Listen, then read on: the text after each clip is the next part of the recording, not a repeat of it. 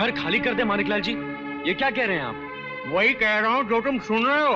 ये तो सोचिए मानिकलाल जी, इतने बरसों से रह रहे हैं यहाँ। दोस्तों, इस वीडियो में हम बात करेंगे सन 1987 में अनिल कपूर की फिल्म आई थी मिस्टर इंडिया। ऐसा क्या हुआ था जो फिल्म निर्माण के टाइम इतनी सारी दिक्कतें आई थी? आखिर ऐसा क्या है पीछे का सच? मंगलू?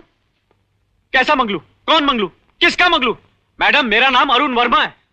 हम लेकर आए हैं इस फिल्म से जुड़ी हुई 8 खास बातें जिसको मैं आगे वीडियो में बारीकी से उजागर करने वाले हैं। अगर आप इस फिल्म का पूरी सच्चाई जानना चाहते हैं तो वीडियो में बने रहिए अंत तक। कैसे चले जाए रूपचंद जी, आदत भी कोई चीज है।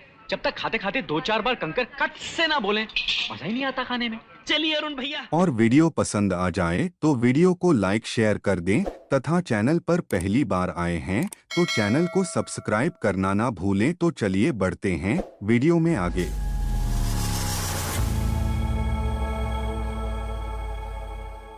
मिस्टर इंडिया एक साइंस फिक्शन फिल्म थी। इस फिल्म को लिखा था सलीम और जावेद की जोड़ी ने। फिल्म को प्रोड्यूस किया था बोनी कपूर ने और इस फिल्म को डायरेक्ट किया था बॉलीवुड के one of the finest director Shekhar Kapoor ने, जिनकी ये बतौर डायरेक्टर दूसरी फिल्म थी। इससे पहले इन्होंने सन 1983 में फिल्म मासूम को डायरेक्ट कर चुके थे और फिल्म मिस्टर इंडिया के बाद उन्होंने सन 1994 में फिल्म बेंडेड क्वीन बनाई थी जो उस टाइम पर बहुत सारे अवार्ड्स मिले थे।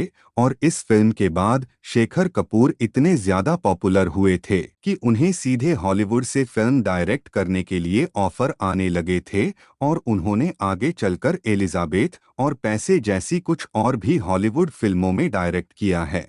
इस फिल्म को रिलीज किया गया था 25 मई सन 1987 को। फिल्म में हमें नजर आए थे अनिल कपूर, श्रीदेवी, अमरीश पुरी, सतीश कौशिक, अन्नू कपूर, शरद सक्सेना, अजीत वचानी, अशोक कुमार और बॉब क्रिस्टो इत्यादि। और फिल्म में म्यूजिक दिया था लक्ष्मीकांत प्यारेलाल ने और गानों के लिरिक्स लिखे थे जावेद अख्तर ने। फिल्म के म्यूजिक एल्बम में कुल मिलाकर टोटल 5 गाने रखे गए थे, जिन गानों की बोल हैं काटे नहीं कटते ये दिन ये रात, अरे करते हैं हम प्यार मिस्टर इंडिया से, जिंदगी की यही रीत है। फिल्म का म्यूजिक एल्बम सुपरहिट था। फिल्म के सारे ही गाने लोगों के बीच में बहुत पॉपुलर हुए थे। एक जगह पर बॉलीवुड की कुछ पुरानी फिल्मों के बहुत सारे गानों को पैरोडी के तौर पर भी यूज किया गया है। फिल्म के इन सभी सुपरहिट गानों में अपनी मखमली सुमधुर आवाज दी थी किशोर कुमार, कविता कृष्णमूर्ति, मोहम्मद अजीज, अनुराधा पौडवाल, शब्बीर कुमार और अलीसा चिनाय ने। तो चलिए अब जान लेते हैं इस फिल्म से जुड़ी हुई 8 खास अननोन फैक्ट्स के बारे में। Fact number 1, film mister India का बजट रखा गया था लगभग 3 करोड़ रुपया और फिल्म ने इंडिया में कलेक्शन किया था लगभग 5 करोड़ रुपया और फिल्म ने वर्ल्ड वाइड में कलेक्शन किया था लगभग 10 करोड़ रुपया। इस लिहाजा ये फिल्म उस टाइम पर एक सुपरहिट फिल्म साबित हुई थी और ये फिल्म सन 1987 में बॉक्स ऑफिस पर सबसे ज्यादा पैसे कमाने के मामले में दूसरे नंबर पर थी। अगर बात करें सन 1987 की टॉप 5 फिल्मों की तो पहले नंबर पर फिल्म थी हुकूमत, दूसरे नंबर पर थी फिल्म मिस्टर इंडिया, तीसरे नंबर पर थी फिल्म खुद गर्ज, चौथे नंबर पर थी फिल्म आग ही आग और 5वें नंबर पर थी फिल्म इनाम 10,000। और फिल्म मिस्टर इंडिया को IMDb पर लगभग 13,000 से भी ज्यादा लोगों ने 7.8 आउट ऑफ 10 की रेटिंग दी हुई है। Fact number 2, film mister India भले ही सन 1987 में रिलीज हुई थी किंतु फिल्म के राइटर सलीम और जावेद ने इस फिल्म की स्क्रिप्ट सन 1980 में आई अपनी फिल्म शान के बाद ही कंप्लीट कर ली थी। परंतु हुआ कुछ यूं था कि उस टाइम पर सलीम और जावेद ने इस फिल्म की पूरी स्क्रिप्ट अमिताभ बच्चन को लीड एक्टर के तौर पर कंसिडर करके लिखी हुई थी और उस टाइम पर सलीम और जावेद खुद दोनों मिलकर इस फिल्म को प्रोड्यूस करने का भी प्लान कर रहे थे। लेकिन जब सलीम और जावेद ने फिल्म की स्क्रिप्ट अमिताभ बच्चन को सुनाया तो स्क्रीन पर दिखाई ना देने वाले इंसान के कैरेक्टर में अमिताभ बच्चन खुद को कंज्यूम नहीं कर पा रहे थे और ये कैरेक्टर उन्हें कुछ खास पसंद नहीं आया।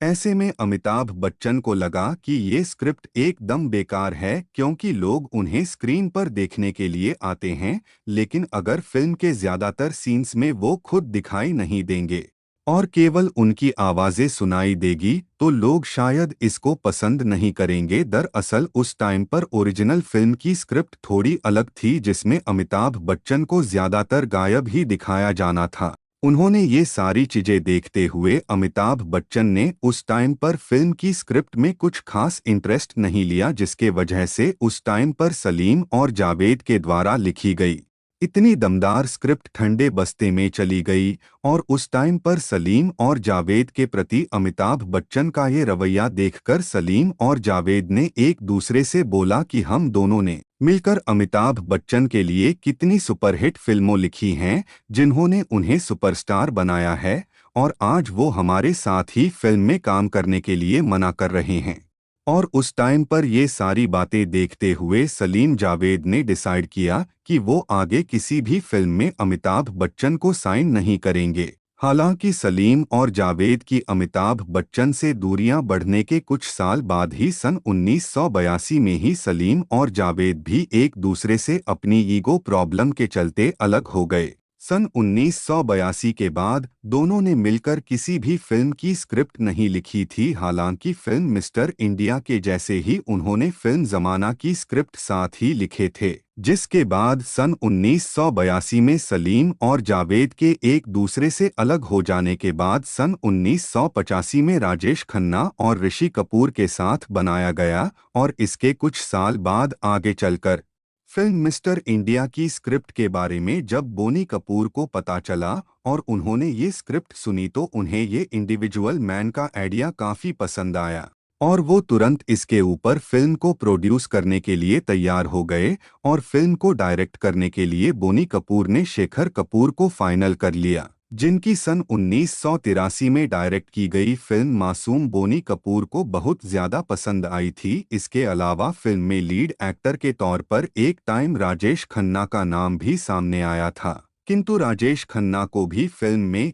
ये इंडिविजुअल मैन का आइडिया काफी अजीबोगरीब लगा, जिसकी वजह से उन्होंने भी इस फिल्म में काम करने से मना कर दिया।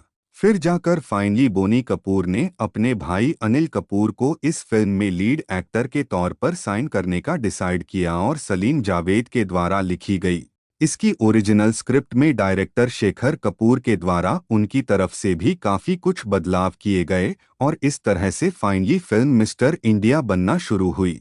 Fact number 3, film mister India की शूटिंग शुरू होने के काफी समय बाद तक सलीम जावेद ने डायरेक्टर शेखर कपूर को फिल्म की विलेन मोगैम्बो के बारे में कुछ भी नहीं बताया था।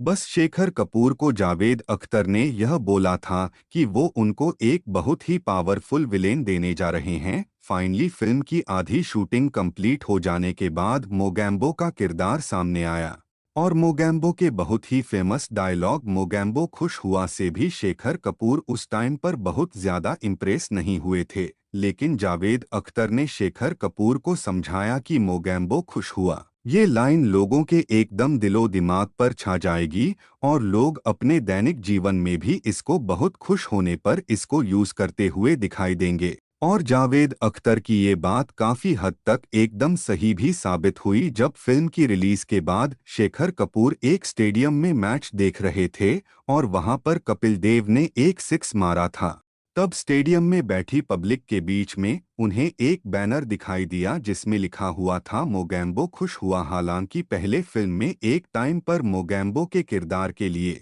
अनुपम खेर का नाम भी सामने आया था, लेकिन जावेद अख्तर ने बोला कि इसके लिए बहुत ही भारी भरकम आवाज और थोड़ी खतरनाक से दिखने वाले विलेन की जरूरत है और इस वजह से मोगैम्बो के किरदार में अनुपम खेर की जगह पर अमरीश पुरी को साइन किया गया। फैक्ट नंबर 4, इस फिल्म में लीड एक्ट्रेस के तौर पर 80s की winner of the top actresses Sridevi को साइन किया गया था। उस समय श्रीदेवी की पॉपुलैरिटी उस टाइम की कुछ और ही फेमस थे।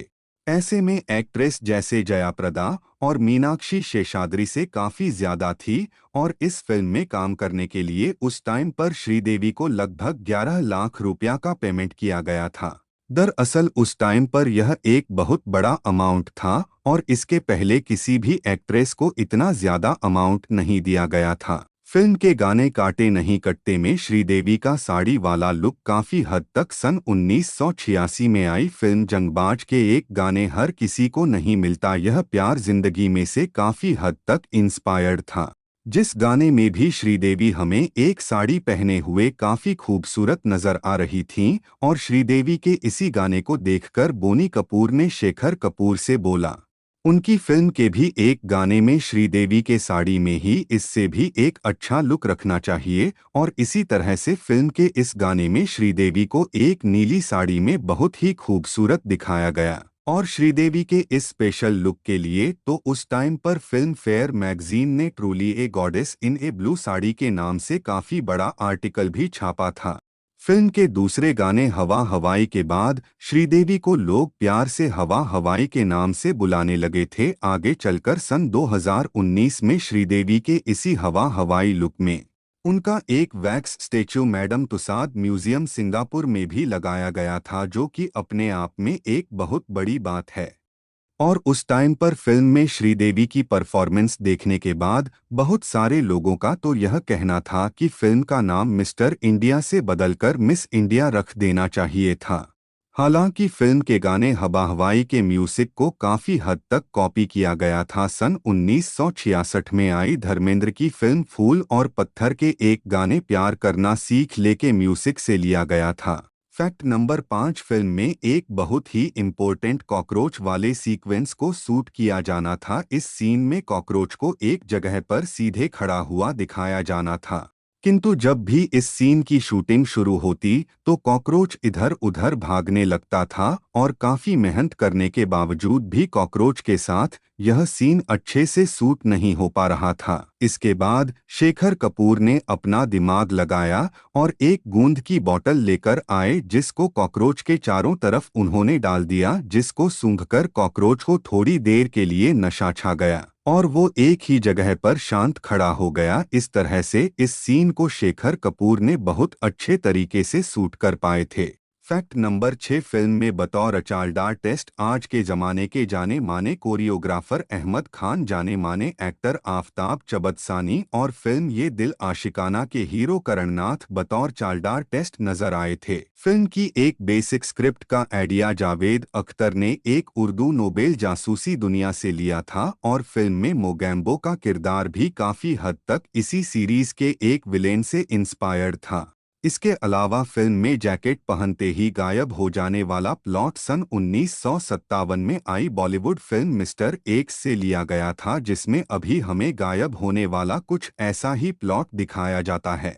और एक इंटरेस्टिंग बात यह है कि फिल्म मिस्टर एक्स में हमें बतौर लीड एक्टर अशोक कुमार नजर आए थे। फिल्म में मिस्टर इंडिया में भी अशोक कुमार को प्रोफेसर सिन्हा के एक काफी इम्पोर्टेंट रोल में दिखाया जाता है। इसके अलावा फिल्म के एक सीन में जहां पर अशोक कुमार बच्चों को एक क्लास में पढ़ाते हैं, उनके पीछे ब्लैक बोर्ड पर जो लिखा होता है बोनी इस लॉ ऑफ टाइम स्पेस, दरअसल ये कोई और नहीं है, यह फिल्म के प्रोड्यूसर बोनी कपूर का नाम वहां पर लिखा हुआ होता है। और फिल्म में मिस्टर इंडिया के मेकर्स ने यह फिल्म एक्ट्रेस गीता बाली को डेडिकेट की थी, जिन्होंने फिल्म में मिस्टर एक्स में अशोक कुमार के ऑपोजिट लीड एक्ट्रेस का रोल प्ले किया था। फैक्ट नंबर 7, फिल्म में दिखाया जाता है कि अनिल कपूर अनाथ बच्चों को अपने घर में रखते हैं और उनका पूरा खर्च उठाते हैं। फिल्म का ये प्लॉट काफी हद तक लिया गया है सन 1968 में आई फिल्म ब्रह्मचारी से, जिस फिल्म में भी शम्मी कपूर कुछ ऐसा ही करते हुए दिखाई देते हैं।